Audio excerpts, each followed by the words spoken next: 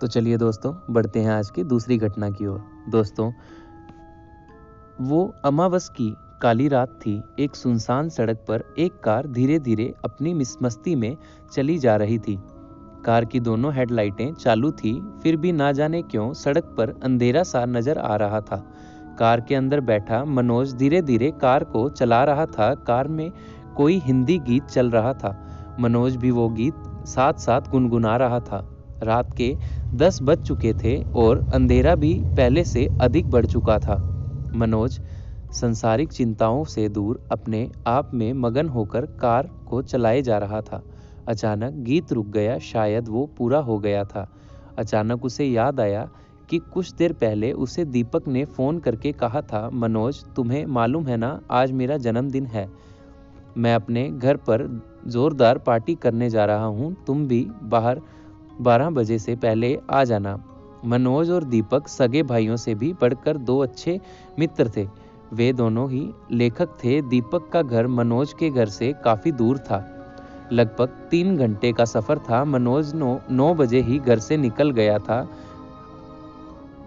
अनायास ही phone call को याद करते हुए मनोज ने कार की गति तेज कर दी। कार में वो अकेला ही बैठा हुआ था। ना जाने क्यों आज उसे एक अजीब सा अकेलापन महसूस हो रहा था। वो सोच रहा था कि काश कोई उसके साथ बातें करने के लिए होता।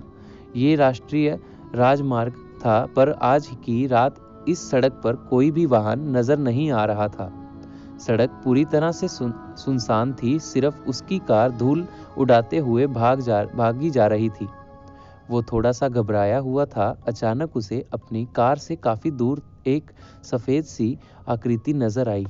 पहले तो उसे कुछ साफ नजर नहीं आया, परंतु जब उसकी कार थोड़ी नजदीक गई तो उसने देखा कि वह एक लड़की थी।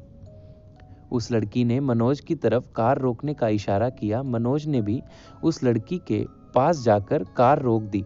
मनोज को कुछ बेचैनी सी महसूस हो रही थी, मगर वह खुश था क्योंकि वह जानता था कि अब वह अकेला नहीं है। वो मन में सोचने लगा कि एक से भले दो। मनोज ने धीरे धीरे कार का शीशा नीचे किया। मनोज उस लड़की की खूबसूरती को देखकर कुछ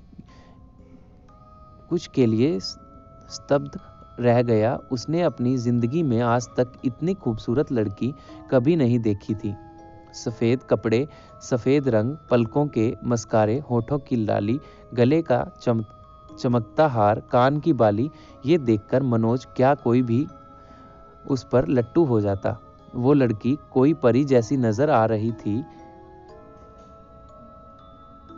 लड़की ने कोमल और मीठी आवाज में धीरे से पूछा, क्या आप मुझे शहर तक छोड़ देंगे? परंतु मनोज ने कोई जवाब नहीं दिया, क्योंकि वो उसकी सुंदरता के मायाजाल में फंस चुका था। उस लड़की ने फिर से वही सवाल कुछ जोर से बोलते हुए पूछा, क्या आप मुझे शहर तक छोड़ देंगे? मनोज ने ये सुनकर अचानक होश में आ गया। उसने लड़की के चेहरे की ओर देखा और मुस्कुराते हुए बोल पड़ा, जी क्यों नहीं, बैठिए ना। लड़की कार की पीछे की खिड़की खोलने लगी। ये देखकर मनोज निराश सा हो गया। उसे अचानक लगने लगा कि उसने बहुत मेहनत से एक आम को छिला था और जैसे ही वो उस आम को खाने लगा तभी वो जमीन पर गिर गया। लड़की के खिड़की खोलने से पहले ही मनोज हड़बड़ाहट में बोला, आप आगे आकर बैठ जाइए ना। ये कहकर मनोज थोड़ा सा झेप गया। वो मन में सोचने लगा कि उस लड़की को ऐसा नहीं करना चाहिए। वो मन में सोचने लगा कि उसे लड़की को ऐसा नहीं कहना चाहिए था। लड़की ने भी शक भरी निगाहों से मनोज की ओर देखा और आगे मनोज के पास आकर बैठ गई। मनोज ने अब राहत की सांस ली। उसने कार चलाना शुरू किया। वह बिल्कुल धीरे धीरे कार चला रहा था। मनोज ने फिर से उस लड़की की ओर देखा। वह लड़की 20-22 साल की लग रही थी। मनोज को अनुभव हुआ कि उसकी उम्र भी उतनी ही है और वह गदगद हो उठा। हालांकि मनोज हमेशा से ही अपने लेखों में लिखता था कि मुझे हैरानी होती है कि आज का युवा लड़कियों में इतनी दिलचस्पी क्यों लेता है। यहाँ तक लड़कियों की सुंदरता का सवाल है तो वह क्षणिक होती है कोई अमर नहीं। आज उसे अचानक महसूस होने लगा कि उसने जो कुछ भी अपने लेखों में लिखा था सब कुछ गलत था। आज उसका मन कह रहा था कि वह अपने सभी लेखों को फाड़ दे और उनके टुकड़े टुकड़े कर दे। वे दोनों अब तक कार में खामोश बैठे थे, परंतु मनोज से रहा नहीं गया। उसने चुप्पी तोड़ी। मनोज ने उस लड़की से पूछा, आपको कहाँ जाना है? लड़की कुछ देर खामोश रही, फिर वह बोली, शहर में मिस्टर सदाओ के नाम से एक बिल्डिंग है, उसी बिल्डिंग के मकान नंबर 18 में मैं रहती हूँ। मनोज ने फिर से उस लड़की से पूछा, आप इतनी रात को सड़क पर क्या कर रही हो? आपको डर नहीं लगता? यह सुनते ही लड़की जोर जोर से हंसने लगी और बोली, डर? वह भी मुझे? क्या तुम्हें भूतों में विश्वास है? मुझे तो बिल्कुल भी नहीं। कुछ देर लड़की खामोश रही और फिर बोली, सड़क के पास वाले जंगल में एक कब्रिस्तान है। मेरी एक दोस्त है जिसका नाम सोफिया था, वह एक एक्सीडेंट में मारी गई थी। मैं हर अमावस की रात उसकी कब्र पर फूल चढ़ाने जाती हूँ। ये कहते ही लड़की मायूस हो गई।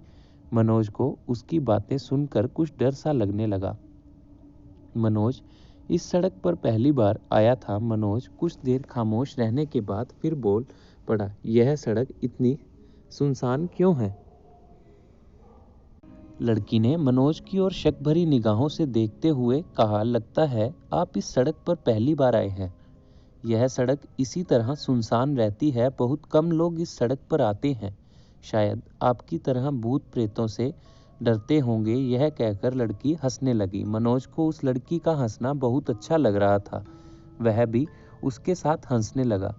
बातों बातों में मनोज को पता ही नहीं चला कि वह कब शहर में घुस गया। लड़की ने एक बिल्डिंग के आगे कार रोकने को कहा।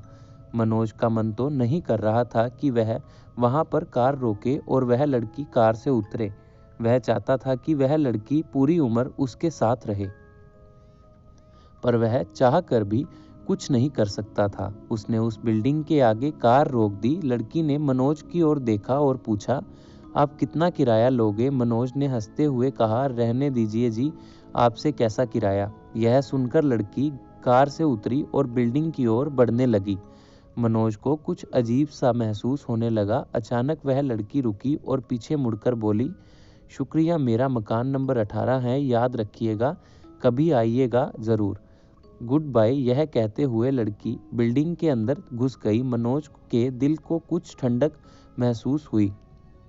उसने कार को चलाना प्रारंभ किया और 12 बजे पार्टी में जा पहुंचा। पार्टी में पहुंचते ही दीपक ने उसे देरी से आने के लिए डांटा। मनोज अभी भी उस लड़की की यादों में खोया हुआ था। अब उसने दीपक को सारी आपबीती सुनाई। मनोज ने दीपक से कहा, दीपक मेरी बात मान, उस लड़की की आंखों में कुछ तो खास था, वह जरूर कोई परी थी।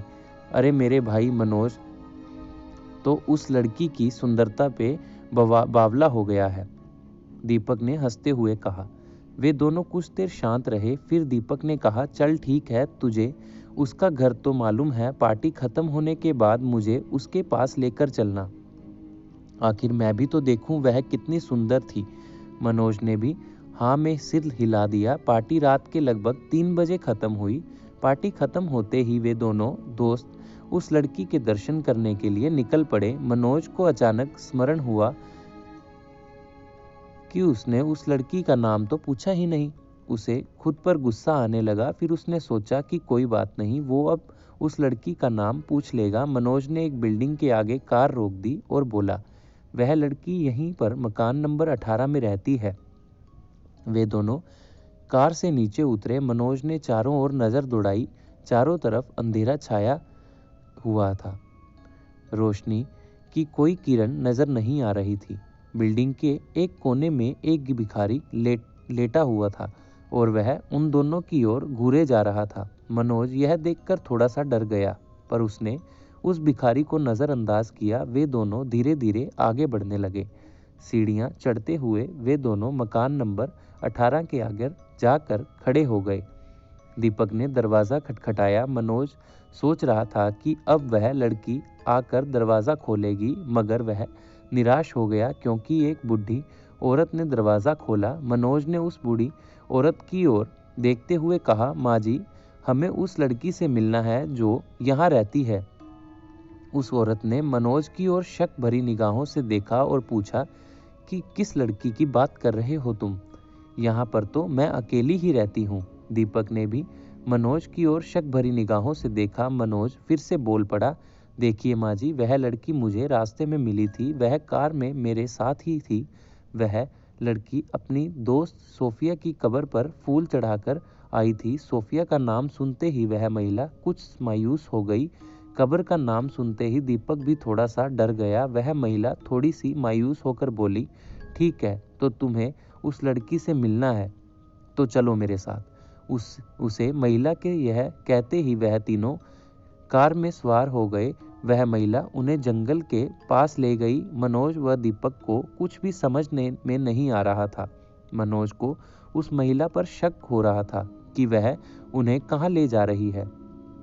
उस महिला ने जंगल के बीचों बीच कार रुकवाई। वह महिला कार से उतरकर जंगल के अंदर जाने लगी। वे दोनों भी उस महिला के पीछे पीछे डरते हुए चलने लगे। वह महिला जंगल के बीच में स्थित एक खतरनाक से कब्रिस्तान में घुस गई। वे दोनों जंगल के बीचों बीच कब्रिस्तान देखकर बुरी तरह डर गए। महिला एक कब्र के आगे जाकर खड़ी हो गई जिस पर कुछ फूल चढ़ाए हुए थे। लो मिल लो उस लड़की से, यह मेरी बेटी की कब्र है जो आज से 2 साल पहले मर गई थी, महिला ने रोते हुए कहा। यह सुनते ही मनोज व दीपक के पैरों तले जमीन खिसक गई। वे कुछ देर वैसे ही खड़े रहे। कुछ देर बाद वह महिला रोते हुए बोली, मेरी इकलौती बेटी थी जो मेरा सहारा थी, वह भी भगवान ने मुझसे छीन ली। यह कहते हुए वह महिला रोने लगी। मनोज व दीपक ने उस महिला को संभाला। उन दोनों ने उस महिला को कार में बिठाया और उसे वापस शहर में मकान नंबर 18 में छोड़ने के लिए जाने लगे। मनोज के तो कुछ भी समझ में नहीं आ रहा था। उसे तो यह भी समझ में नहीं आ रहा था कि यह सपना है या सच। दीपक भी बुरी तरह से सुन्न हो गया था। कुछ देर बाद उनकी कार फिर से उस बिल्डिंग के सामने आकर खड़ी हो गई। वह बूढ़ी महिला कार से उतरी और बिल्डिंग के अंदर घुस गई। मनोज ने देखा कि वह भिखारी अब भी वहीं बैठा था और उन दोनों की ओर आंखें फाड़ फाड़ कर देखे जा रहा था। दीपक ने कंप कपाती हुई आवाज में मनोज से कहा, मनोज, यह क्या था? तुम किससे मिले थे? दीपक की ये बात सुनते ही मनोज कांपने लगा। तभी मनोज ने देखा कि वह भिखारी उठ खड़ा हुआ और उन दोनों की ओर बढ़ने लगा। यह देखकर वे दोनों डर गए। वह भिखारी उनके पास आकर खड़ा हो गया और डरते हुए उनसे पूछा, साहब, आप इतनी रात को यहाँ पर क्या कर रहे हैं? मनोज ने भिखारी की ओर शक भरी निगाहों से देखते हुए कहा, एक महिला को छोड़ने आए थे। भिखारी ने फिर से डरते हुए कहा, पर साहब, आपके साथ तो कोई भी महिला नहीं थी और आप किसके साथ बातें कर रहे थे? भिखारी की यह बात सुनते ही वे दोनों डर गए। दीपक ने फिर डरते हुए उस भिखारी से कहा, वही महिला जो मकान नंबर 18 में रहती है।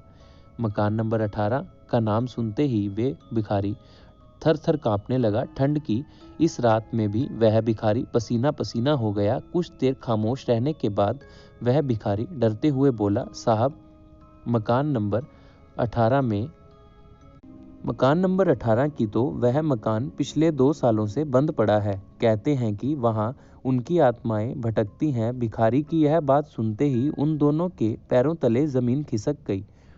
उन दोनों का दिल जोर जोर से धक धक करने लगा, जिसकी आवाज साफ सुनी जा सकती थी। भिखारी की ये बातें सुनकर मनोज को लगने लगा कि मानो किसी ने उसके दिल पर जलता हुआ अंगारा रख दिया हो, जो शायद ना कभी बुझेगा और ना कभी उठाया जाएगा। उम्मीद है आपको यह कहानी पसंद आई होगी। दोस्तों, यदि आपको हमारी कहानियाँ पसंद आती हैं तो कृपया वीडियो को लाइक और हमारे चैनल को सब्सक्राइब ज़रूर करें। आपके सपोर्ट की हमें बहुत आवश्यकता है। आपका धन्यवाद। आपका दिन शुभ रहे। Good night.